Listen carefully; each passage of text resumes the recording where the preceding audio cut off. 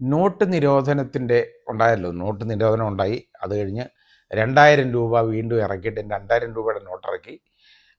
നോട്ടിറക്കിയത് അതൊക്കെ പിന്നെ പിൻവലിക്കുകയും ചെയ്തു. പിൻവലിക്കുക എന്ന് പറഞ്ഞാൽ അതിപ്പോൾ പ്രചാരത്തിലില്ല, നിരോധിച്ചിട്ടൊന്നുമില്ല, അത് പ്രചാരത്തിലില്ല. അത് എന്നാലും അത് വെളി കിട്ടത്തില്ല. അപ്പോൾ ആദ്യം 1000-ൻ്റെയും 500-ൻ്റെയും നോട്ടുകളാണ് ഇതേപോലെ ഒരൊറ്റ രാത്രി കൊണ്ട് ഇല്ലാതായത്, അസാധുവായി മാറി. അസാധു എന്ന് പറഞ്ഞു കഴിഞ്ഞാൽ ഒരു ലീഗൽ ടെൻഡർ അല്ല എന്ന് ഒരു തീരുമാനം വന്നത്. അത് നമ്മുടെ പ്രധാനമന്ത്രി പ്രഖ്യാപിച്ചതാണ്. ആ പ്രഖ്യാപനം പൊടുന്നനെ അത് ഒന്നും ആരും വലിയ ചർച്ചയൊന്നും അറിഞ്ഞില്ല, ഒരു മനുഷ്യനും അറിയാതെ പെട്ടെന്നുള്ള എടുത്ത ഒരു തീരുമാനം അതങ്ങ് പ്രഖ്യാപിക്കുമായിരുന്നു. അതിൻ്റെ ഏറ്റവും വലിയൊരു ലക്ഷ്യം എന്ന് പറഞ്ഞാൽ ഈ നോട്ടുകൾ അത് കഴിഞ്ഞതിന് ശേഷം പിന്നെ വളരെ അന്ന് ഒരുപാട് കഷ്ടപ്പെട്ട് ഒരുപാട് പേര് മരിച്ചു, മരണമടഞ്ഞു, ഒരുപാട് ബുദ്ധിമുട്ടുണ്ടായി, ഒരുപാട് പേര് പട്ടിണിയിലായി, ഒരുപാട് പേരുടെ തൊഴിൽ നഷ്ടപ്പെട്ടു. ഇതുമൂലം ബാങ്കുകളുടെ മുമ്പിൽ ക്യൂ നിന്ന് മയങ്ങി വീണ് മരിച്ച ആളുകൾ വരുന്നുണ്ട്, വീണിട്ട് കുഴഞ്ഞു വീണ് മരിച്ച ആളുകളുണ്ട്. അപ്പോൾ ഇതിൻ്റെ ഒരു വലിയ അത് കഴിഞ്ഞിട്ട് 2000 രൂപയുടെ നോട്ടിറക്കി കേട്ടോ. 1000-ൻ്റെ 500-ൻ്റെയും പിൻവലിച്ചിട്ടാണ് ഈ 2000-ൻ്റെ ഇങ്ങോട്ട് ഇറങ്ങുന്നത്. 2000-ൻ്റെ ഇറക്കി പിന്നെ 500-ൻ്റെ ഇറക്കി. ഈ 2000-ൻ്റെ ഇറക്കി കുറേ നാൾ അത് കഴിഞ്ഞ് 2000 അങ്ങ് പിൻവലിച്ചു. ഇപ്പോൾ ഇല്ല, പ്രചാരത്തിലില്ല. ഏതായാലും പിന്നെ ഈ 500 നോട്ടുകളാണ് ഇപ്പോൾ ഉള്ളതെല്ലാം. അപ്പോൾ ഇതിൽ ഈ 2000-ൻ്റെ പിൻവലിക്കാനുള്ള കാരണം, അതേപോലെ തന്നെ നോട്ട് നിരോധനം വരുത്തിയതിൻ്റെ കാരണം, മെയിനായിട്ടുള്ള ഒരു കാരണം കള്ളനോട്ടുകൾ ഒഴിവാക്കുക എന്നുള്ളതാണ്. അത് ഫ്ലോപ്പായിരുന്നു, അത് ഒരു പണി നടന്നില്ല. അങ്ങനെ ഒരു കള്ളനോട്ടും ഇത് വന്നിട്ടുമില്ല, ബാങ്കിലൊന്നുമില്ല എന്നുള്ളത്. ആ റിസർവ് ബാങ്കിൻ്റെ ആ നോട്ടുകളെല്ലാം തിരിച്ച് അവിടെ ചെന്നിട്ടുള്ളതായിട്ടും വിവരം വന്നു. അത് കഴിഞ്ഞാൽ ഏറ്റവും വലിയ ഒരു പിന്നത്തെ ലക്ഷ്യം എന്ന് പറയുന്നത് ഈ കറൻസി ഇടപാട് മാറ്റിയിട്ട് ഡിജിറ്റലായിട്ട് ഉള്ള ഇടപാടുകൾ പ്രോത്സാഹിപ്പിക്കുക, UPI വഴിയുള്ള പേയ്മെൻറ്റ് പ്രോത്സാഹിപ്പിക്കുക എന്നുള്ളതായിരുന്നു. അപ്പോൾ അതാകുമ്പോൾ ടാക്സ് ഇവേഷനൊന്നും വരത്തില്ല എന്നൊക്കെ ഉള്ള ഒരു കണക്കൂട്ടലിലാണ് അതങ്ങോട്ട് തുടങ്ങിയത്. പക്ഷേ അതും പൊളിഞ്ഞു പരാജയപ്പെട്ടു എന്നുള്ളതിൻ്റെ തെളിവാണ് ഇപ്പം വരുന്നത്. നോട്ടുകളിപ്പോൾ നേരത്തെ ഉണ്ടായിരുന്നതിനേക്കാളൊക്കെ വളരെ അതിൻ്റെ ഏതാണ്ട് 11% കൂടുതലാണ് ഇപ്പോൾ പ്രചാരത്തിലുള്ളത് നോട്ടുകൾ. അത് ഒന്നും ചെയ്യാനൊക്കത്തില്ല. കാരണം ആളുകൾക്ക് കറൻസിയിലേ ഇപ്പോൾ വിശ്വാസമുള്ളൂ, മറ്റേതിൽ വിശ്വാസം ഇല്ലാതായിട്ടുണ്ട് പലപ്പോഴും ആ ബുദ്ധിമുട്ടുണ്ട് താനും. അതിൻ്റെ കാരണം ഈ പല സ്ഥാപനങ്ങളും, അതായത് ചെറുകിട കച്ചവടക്കാരൊക്കെ UPI മുഖേന പണം എടുക്കാതായി. അതിന് ഉണ്ടായ സംഭവം എന്ന് പറയുന്നത് കർണാടകയിലാണ് ഉണ്ടായത്. കർണാടകയിലെ 18,000 ചെറിയ കച്ചവടക്കാർക്കാണ് ഇവരുടെ സെയിൽ ടാക്സിൻ്റെ നോട്ടീസ് വന്നത്, GSTയുടെ നോട്ടീസ് വന്നേക്കുന്നത്. എന്താ കാര്യം? അതായത് ഇപ്പോൾ GST ഒരു വർഷം 40 ലക്ഷം രൂപ വരുമാനം ഉള്ള ഒരാൾ നിർബന്ധമായിട്ട് GST രജിസ്ട്രേഷൻ എടുത്തിരിക്കണം. ഈ കടയിൽ കച്ചവടം നടക്കുന്നല്ലേ, ഈ UPI വഴി കാശ് കൊടുക്കും. അവരിപ്പോൾ എത്ര രൂപ എന്ന് അവരൊന്നും കണക്കാക്കത്തില്ലല്ലോ, ഓരോ ഡെയിലി ഇങ്ങനെ വരുന്ന പേയ്മെൻ്റ് അല്ലേ. ഒരു വർഷം 40 ലക്ഷം രൂപയിൽ കൂടുതലൊക്കെ ട്രാൻസാക്ഷൻ വന്നു കഴിഞ്ഞാൽ അവർക്ക് GST രജിസ്ട്രേഷൻ വേണം. അതില്ല എന്ന് പറഞ്ഞ് അതിന് ഫൈൻ അടക്കി അവരെ തോളെ കയറും, കേസാവുകയൊക്കെ ചെയ്യും. അങ്ങനെ വന്ന ഉടനെ ഈ കർണാടകയിൽ ഈ ചെറു കച്ചവടക്കാരെല്ലാം ഉണ്ടല്ലോ, ചെറുകിട കച്ചവടക്കാർ, അവരവിടെ ഓരോ കടയിലും ബോർഡ് വെച്ചു, UPI വഴിയുള്ള പേയ്മെൻറ്റ് സ്വീകരിക്കത്തില്ല എന്ന് പറഞ്ഞാൽ പണം കൊടുക്കണം. അപ്പോൾ ആളുകൾ എന്ത് ചെയ്യും? ATMിൽ പോയി പണം വിഡ്രോ ചെയ്യും.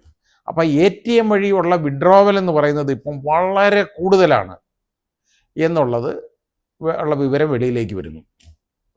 അപ്പോൾ അത് ശരിയുമാണ്. കാരണം നമ്മൾ നോക്കിയോളൂ, പല ATMിൽ ചെന്നാലും പണമില്ല, പണം അങ്ങോട്ട് നിറയ്ക്കും, അത് മണിക്കൂറുകൾ കൊണ്ട് അതൊക്കെ ശൂന്യമാകും. കാരണം ആളുകൾ അതുപോലെ വിഡ്രോവലാണ്. പിന്നെ ആളുകൾക്ക് ഇപ്പോൾ ഇത് പണം വീട്ടിലങ്ങ് സൂക്ഷിക്കും, അവർ അതാ ചെയ്യുന്നത്. ശല്യമൊന്നുമില്ലല്ലോ, എന്നിട്ട് ആ കാശെടുത്ത് ചിലവാക്കും, അത് ചെയ്തുകൊണ്ടിരിക്കും. അപ്പോൾ അത് ഇപ്പം ആ ഒരു ഇടപാടിലേക്ക് ഇപ്പോൾ ആളുകൾ മാറിപ്പോയി. അതിൻ്റെ കാരണം എന്നൊക്കെ പറഞ്ഞാൽ ഈ GSTയുടെയാണ്. ഇനിയിപ്പോൾ അങ്ങനെ അത് അടിച്ചതോടുകൂടി ഇനി GSTയുടെ നോട്ടീസ് അയപ്പീര് നിർത്തി എന്ന് വരെ പറയപ്പെടുന്നുണ്ട്. കാരണം GSTക്കാരുടെ ഈ നോട്ടീസാണ് മെയിനായിട്ടുള്ള കാര്യം അവർ നോക്കിയിരുന്നിട്ട് അങ്ങ് കൊടുത്തതാണ് കേട്ടോ. ഏതാണ്ട് ഇതുപോലെ ചെറുകിട കച്ചവടക്കാരാണ്. 40 ലക്ഷം രൂപ എന്ന് പറഞ്ഞാൽ അവർ ടേൺ ഓവറാണ്. അത് അത് വരുമാനമാണ് എന്ന് കണക്കാക്കുമ്പോഴാണ് പ്രശ്നം വരുന്നത്. അത് വരുമാനമല്ല കച്ചവടത്തിലെ, അത് ടേൺ ഓവറാണ്. അത് പോലും നോക്കാതാണ് ഈ നോട്ടീസ് അങ്ങോട്ട് അയക്കുന്നത്. ഇപ്പോൾ ഈ ശല്യം എന്തിനാ? അടി ATM നിന്ന് ആളുകൾ പോയി പൈസ എടുക്കും, അത് കടയിൽ കൊടുത്ത് കറൻസി. അത് ഇപ്പോൾ ഏറ്റവും കൂടുതൽ പ്രചാരത്തിലുള്ള കറൻസി എന്ന് പറയുന്നത് 100, 200, 500 ഇതാണ്. അത് ഇഷ്ടം മാതിരി അപ്പോൾ ആളുകൾ എടുത്ത് സൂക്ഷിക്കുകയാണ്. കാരണം അവരത് ചിലവാക്കും. അതാണ് സൗകര്യം. എന്തിനീ പൊല്ലാപ്പിനൊക്കെ പോകുന്നത് എന്ന് ആളുകൾ ചിന്തിക്കാൻ തുടങ്ങിയാൽ നമുക്കവരെ കുറ്റം പറയാൻ പറ്റുമോ? ഇപ്പോൾ അങ്ങനെ ആ രീതിയിലേക്ക് പോയി. അപ്പോൾ നോട്ട് നിരോധനം മൂലമുണ്ടായ ആ തീരുമാനം അത് പാളിപ്പോയത് അതിൻ്റെ ഏറ്റവും അവസാനത്തെ തെളിവാണ് ഇപ്പോൾ ഞാൻ ഈ പറഞ്ഞത്. ഇത് പണ്ട് ആളുകൾ കുഴഞ്ഞു വീണ് മരിച്ചത് കൂടാതെ ഇപ്പോൾ ആളുകളെല്ലാം ഇതിൽ നിന്ന്, അതായത് ഡിജിറ്റൽ വഴി ഉള്ള ഇടപാട് അതൊക്കെ അങ്ങ് മാറ്റി കൂടുതലും ആളുകൾ നേരിട്ട് കറൻസി മാത്രം ഡീൽ ചെയ്യാൻ ഇപ്പോൾ പഠിക്കുന്നു. ഇപ്പോൾ എല്ലാവരുടെ കയ്യിലും കറൻസിയാണ് ഉള്ളത്. അവർ ചിലവാക്കും. കറൻസി കൊടുത്തു കഴിഞ്ഞാൽ ശല്യമൊന്നുമില്ല, ചിലവാകും. പിന്നെ ബാക്കിയുള്ളവരൊക്കെ GPay. ഈ GPayയിലായാലും ഇപ്പോൾ UPI ആണല്ലോ GPay എന്ന് പറയുന്നതും. ആ GPayയുടെ പേയ്മെൻറ്റും പല സ്ഥലങ്ങളിലും സ്വീകരിക്കത്തില്ല. കാരണം അവരുടെ ടേൺ ഓവർ ഇത് കൂടി കാണുന്നുണ്ടെങ്കിൽ അവർക്ക് നോട്ടീസ് വരികയാണ്. അവരെന്ത് ചെയ്യും? അങ്ങനെ കച്ചവടക്കാരിത് സ്വീകരിക്കാതിരിക്കും. അവരുടെ കച്ചവടക്കാരുടെ ഈ ബഹിഷ്കരണം ഉണ്ടല്ലോ ഇതിലെ, അത് ഇതിനെ വളരെ അഡ്വേഴ്സായിട്ട് അഫക്റ്റ് ചെയ്തിട്ടുണ്ട്. അപ്പോൾ അതിലേക്ക് അടിയന്തര ശ്രദ്ധ വേണ്ട ഒരു കാര്യമാണ്. നമ്മൾ ഈ രീതിയിൽ ആളുകളെ ഉപദ്രവിക്കാൻ പോകുമ്പോൾ ടാക്സൊക്കെ വാങ്ങിക്കണം, അതൊന്നും തെറ്റൊന്നുമില്ല. ഇവിടെ ടാക്സ് വാങ്ങിക്കുന്ന ആരാ, കൊടുക്കുന്ന ആരാ? ഇവിടെ ഈ ശമ്പളം വാങ്ങിക്കുന്ന സർക്കാർ ശമ്പളം വാങ്ങിക്കുന്നവരും അതേപോലെ തന്നെ പെൻഷൻകാരുമാണ്. അല്ലാതെ വേറെ ആരാ ടാക്സ് കൊടുക്കുന്ന മനസ്സോടുകൂടി?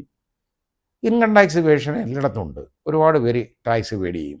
അതിനകത്ത് മിക്കവാറും ടാക്സ് പേഡ് ചെയ്യാനായിട്ടുള്ള ഇൻകം സപ്രഷൻ ഒരുപാട് വരും.